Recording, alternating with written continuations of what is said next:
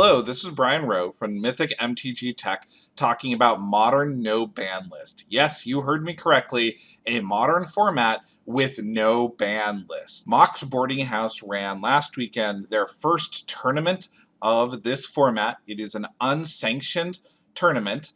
It is crazy. Think about Modern and all of your favorite toys that have been taken away from you that you can't play, like Jace, Bloodbraid Elf, and Glimpse of Nature, and then make those all legal. It's magical Christmas land. All of these overpowered cards are thrown into decks and people clash against each other. I'm currently working on a video over why each of these cards is banned, but look at them quickly here. All of the cool cards that you're not able to currently play in Modern.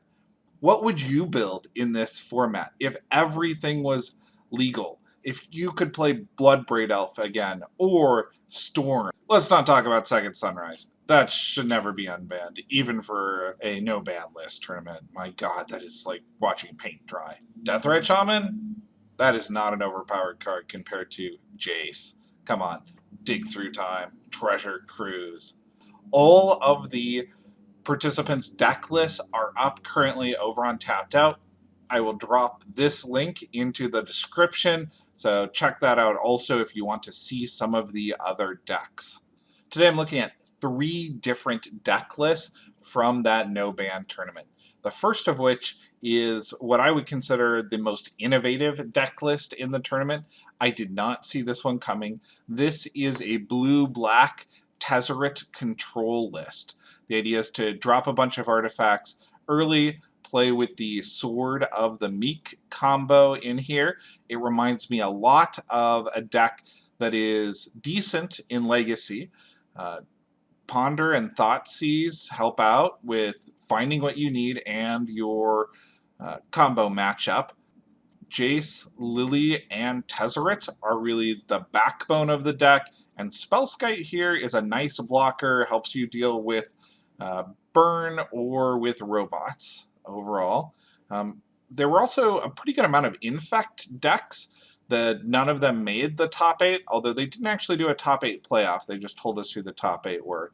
So as you're seeing these rankings, they are based on the record and how other people did against them. Very cool deck.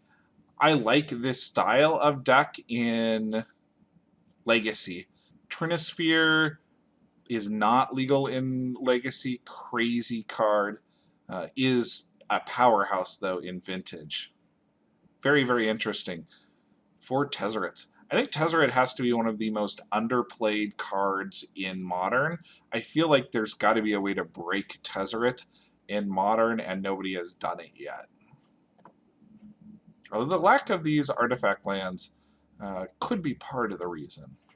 This is more what I kind of expected to see in the tournament. Very, very strong red-blue Young Pyro Delver list. This is Craig Mitchell's list. Very good local Legacy and Vintage player. Skull Clamps is a powerhouse with Young Pyromancer. The ability to just draw huge numbers of cards. Very low casting cost. He's also main decking Artifact Hate in Smash to Smithereens and Wear and Tear. The sideboard also really hates on robots with 4 Gut Shot there, and hates on Infect. I see how this deck did well given the meta that they had. And then the deck with the best record and tie breaks was this Affinity deck. Disciple of the Vault is extremely powerful. Galvanic Blast is nice. Skull Clamps once again. So Skull Clamps really adds a lot more depth to the Affinity deck. It can go off a lot faster, and it can recover from hate much better. So what are your thoughts on these decks? What type of a deck would you play? Here's all of the different decks that were played for that tournament. You see a lot of the different archetypes that are out there in Modern currently, and some new stuff overall. The Miracles list here was kind of fun. Without Brainstorm, I wonder how strong it really is, but it did well. It finished in the top 8. Having Ponder and Preordain does give you a lot of control there.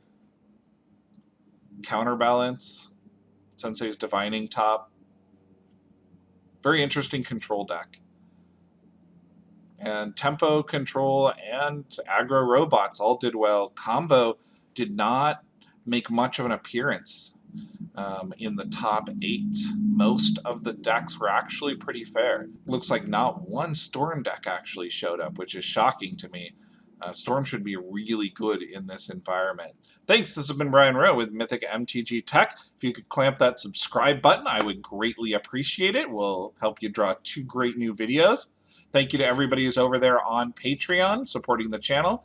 I greatly appreciate it. We've got some cool giveaways this month as part of my Patreon campaign, so please head over and check that out. Thanks, take care.